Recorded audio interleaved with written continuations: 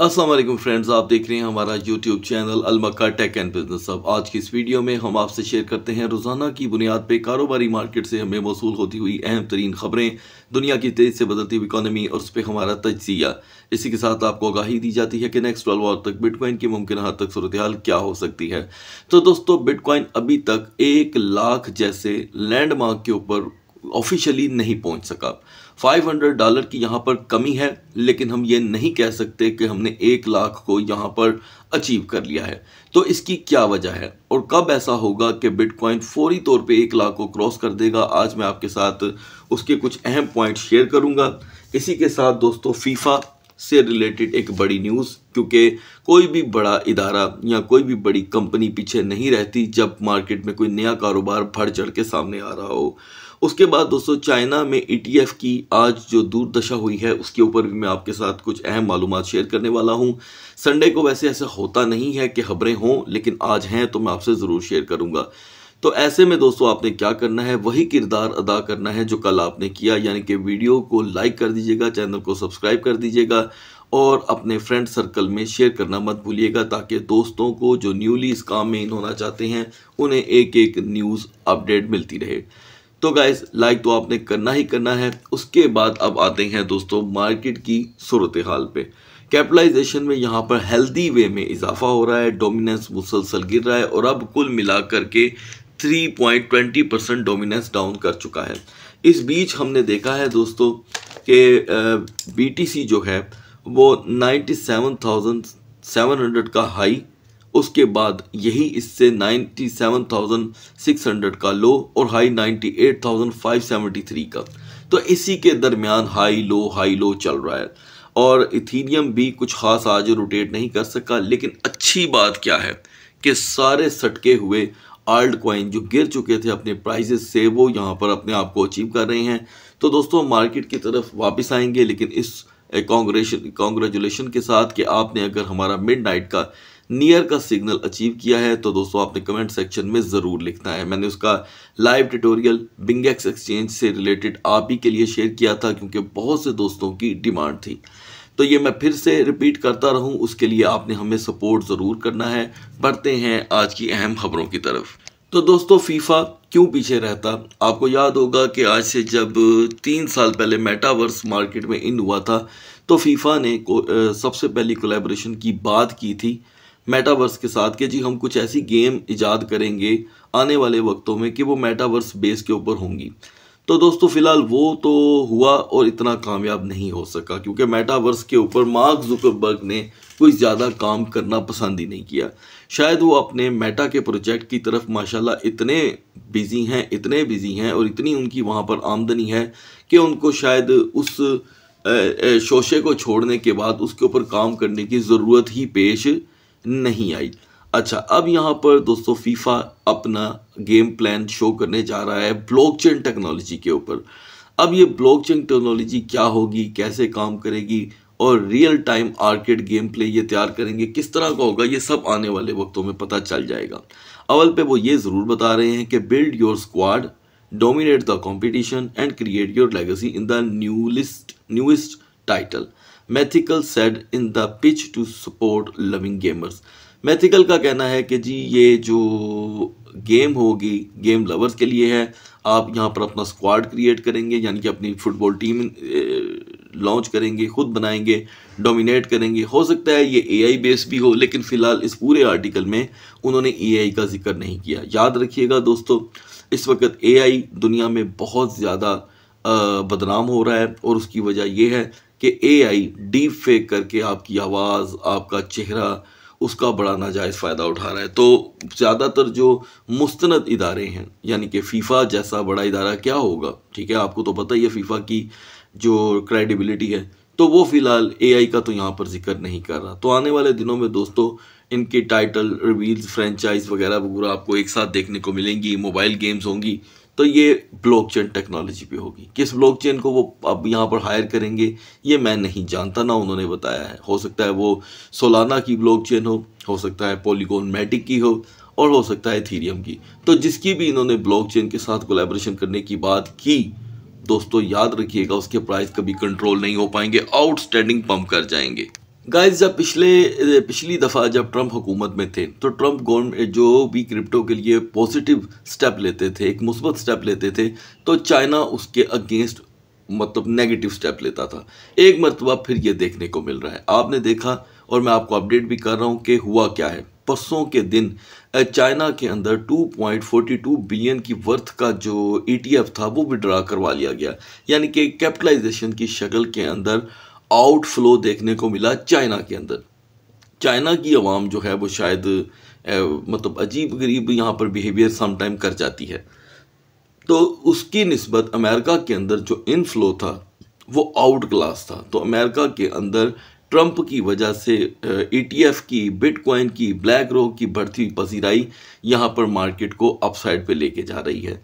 याद रखिएगा, मुझे ऐसे लगता है कि आने वाले दिनों में चाइना की तरफ से और क्रिप्टो इंडस्ट्री को लेकर हमें दोबारा से एक मर्तबा फिर से नेगेटिव न्यूज़ देखने को मिल सकती हैं। और उसकी वजह शायद ये है कि जब भी अमेरिका किसी बिजनेस को फ़रोग देने की कोशिश करता है तो चाइना जो है वो उसे उसके अगेंस्ट वर्क करना शुरू कर देता है। तो ये एक दुनियावी कारोबारी पॉलिसियां हैं, इसके ऊपर आपको नज़र रखनी होगी। मुझे नहीं लगता, ये मेरी ज़ाती राय है, आप भी इसके ऊपर वर्क करके अपना कमेंट्स में राय दीजिएगा कि चाइना के कोई स्टेप लेने से मार्केट में कोई फ़र्क आने वाला है। क्योंकि माजी में मैंने 36 खबरें शेयर की चाइना की, लेकिन कभी भी मार्केट में कोई ख़ास पंप नहीं आया। अगर कभी आया था तो बस वो दौर था जब AGX पंप हुआ, CFX पंप हुआ, ठीक है, वो भी वक्ती तौर का एक शड़प्पा था, बाद में वो ख़त्म हो गया। मैं नहीं समझता कि क्योंकि अमेरिका में जो अपडेट होती है उसकी बहुत बहुत बहुत ज़्यादा वैल्यू है। बढ़ते हैं मार्केट की तरफ। So guys now we are in the market. Solana की हमारी सपोर्ट थी 251.50 और रेजिस्टेंस 261। और अगर मैं यहाँ पर सोलाना की सपोर्ट देखूँ तो वो है 253 की और रेजिस्टेंस $260। $7 की यहाँ पर सोलाना ने हमें ट्रेड दी है। नेक्स्ट 12 आवर के लिए मैं समझता हूँ सोलाना की सपोर्ट सिमिलर रहेगी 251। को हम आगे से रिमूव कर देते हैं, रेजिस्टेंस रहेगी 262। अब बात करते हैं BNB की। दोस्तों BNB की हमारी सपोर्ट थी 647 to 660 रेजिस्टेंस। तो BNB ने हमें एक मुश्त जो लो दिया वो था 648 का, हाई रहा 673 का। तो गाइज ये कुल मिला करके हमारी रेजिस्टेंस से भी ज़्यादा आगे चला गया। खैर हमें तकरीबन $13 की ट्रेड मिली हमारी सपोर्ट है रेजिस्टेंस के मुताबिक, और अगर मैं इसे इग्नोर कर दूं तो ये $26 की ट्रेड थी।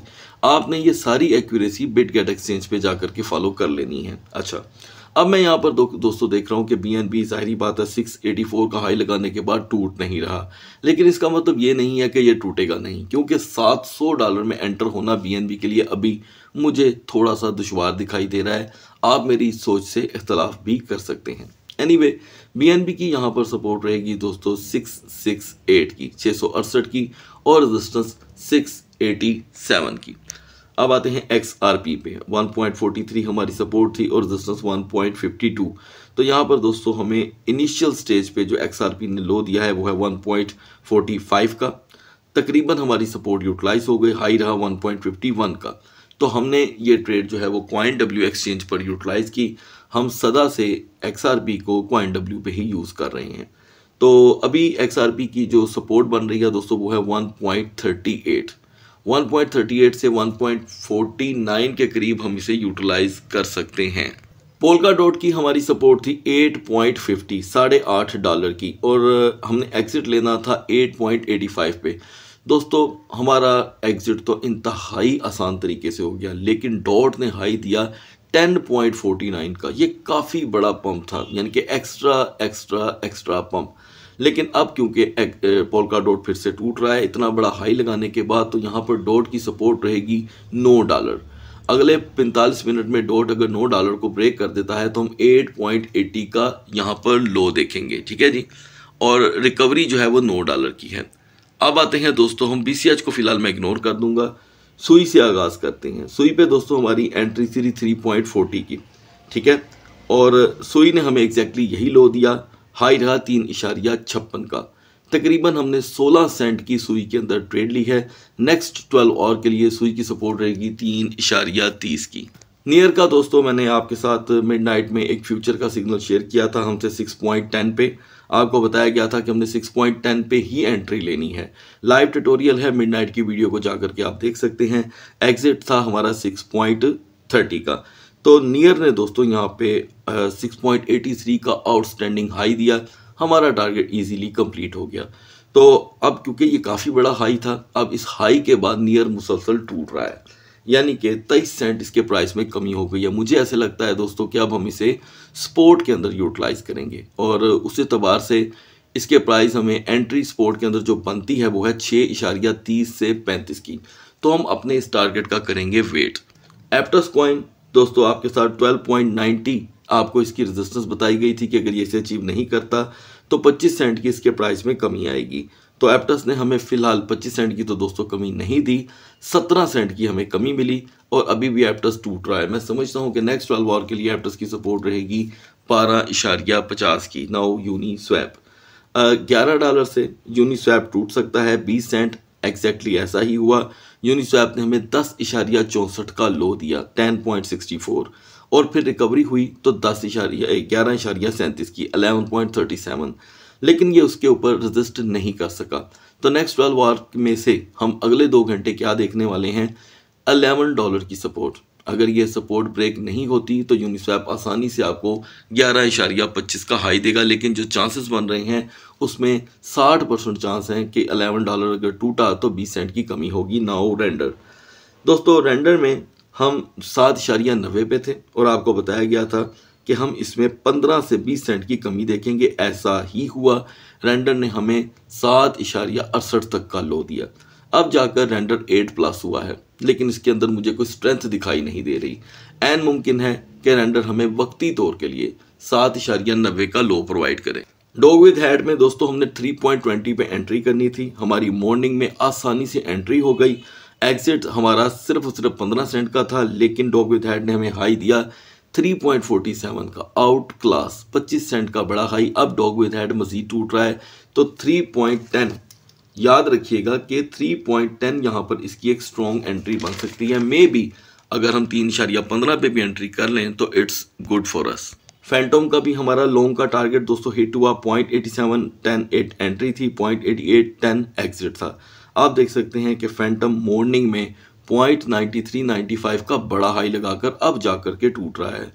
तो यहाँ पर फैंटम की सपोर्ट है गाइस 0.8950। अगर हम सपोर्ट को कंटिन्यू कर लेते हैं तो फैंटम आसानी से 0.90 तक वापस आ सकता है। कोर टोकन की दोस्तों हमारी सपोर्ट थी 1.05 और रेजिस्टेंस 1.15। कोर ने हमें लो दिया 1.10 का, हाई रहा 1.19 का। हम किसी हद तक इसमें कामयाब रहे, नॉट अ बैड टारगेट। और नेक्स्ट 12 आवर के लिए यहाँ पर कोर की दोस्तों जो सपोर्ट रहेगी वो है 1.07 की। 1.07 से 1.18 के दरमियान हम इसे यहाँ पर मज़ीद अच्छे तरीके से यूटिलाइज कर सकते हैं। तो गाइज अब बढ़ते हैं BTC और इथेरियम के कैंडल चार्ट की तरफ। So guys now we are on the chart of BTC। Midnight में हम 97,700 पे थे, 97,700, और आपको बताया गया था कि 97,000 फ्लैट इसकी वीकर जोन है, वो अभी भी वही रहेगी। इस बीच बिटकॉइन ने हाई दिया है 98,573 का। दोस्तों ये कुल मिलाकर $800 का पंप था या रोटेशन थी, इससे ज़्यादा और कुछ भी नहीं था, और BTC डोमिनेंस गिरने की वजह से कमज़ोर रहा। अगर आज की फुल डे कैंडल देखें तो बुलिश है दोस्तों। Still we need only one target 98,690, 98,690 का हाई देखते ही मार्केट जो है दोस्तों यहाँ पर वर्क कर सकती है। हेल्पफुल टोकन रहेगा यूनिस्वैप, चेन लिंक और APT। तो ये चीज़ें आपने अपनी यहाँ पर ऑब्जर्व करनी है। 97,000 के बाद मार्केट एक्स्ट्रा स्ट्रे 45 मिनट का इसे 1500,000 तक मजीद गिरा सकती है, लेकिन only for the time being. बढ़ते हैं इथेरियम के कैंडल चार्ट की तरफ। मिडनाइट में दोस्तों हम इथेरियम के प्राइस को लेकर 3430 पे थे। आपको बताया गया था कि अगर हम 3430 से ही दिन का आगाज करते हैं तो आप 3380 का लो आसानी से देखेंगे। आप मिडनाइट में जाकर मेरी बातें सुन लीजिएगा। तो 3382 का हमने लो देखा, 3382 का लो, इट्स कंप्लीटली सुपर्ब। तो 3382 का लो लगाने के बाद फिर इथेरियम रिवर्सल हुआ है 3447 पे। तो हुआ क्या, यहाँ पर 3447 से आगे इथेरियम जा नहीं रहा। तो गाइज यहाँ पर हम अब क्या करेंगे ये ज़रा गौर से सुन लें। 3400 इसकी रेजिस्टेंस है। अगर ये रेजिस्टेंस यहाँ पे ज़्यादा देर तक कायम ना रही तो फिर हम 3370 तक का लो देख सकते हैं। लेकिन स्ट्रॉन्गर जोन है 3445 से 3455। ये अगर कंप्लीट हो जाती है तो हम आसानी से चले जाएंगे दोस्तों एक अच्छे लेवल पे, यानी कि 3480-90 पे। आप देख सकते हैं कि 8 घंटे से इथेरियम टूट रहा है तो 3400 पे ज़रा प्रेशर बढ़ रहा है। ये प्रेशर बढ़ता है तो 3400 का ब्रेक हो जाना नॉर्मल सी बात होगी और ये से हम कहते हैं routine wise liquidation. Helpful token रहेंगे हमारे लिए यहाँ पर दोस्तों कोर, ओंडू और बीजीपी। अच्छा याद रखिएगा कि कोई भी लिक्विडेशन कोई इस मौके पे कोई परमानेंट क्रैश कंसीडर नहीं होगा। ये मेरी ज़ाती राय है, आप इससे इख्तलाफ कर सकते हैं। सो गाइस, अगली वीडियो तक अल्लाह हाफिज़।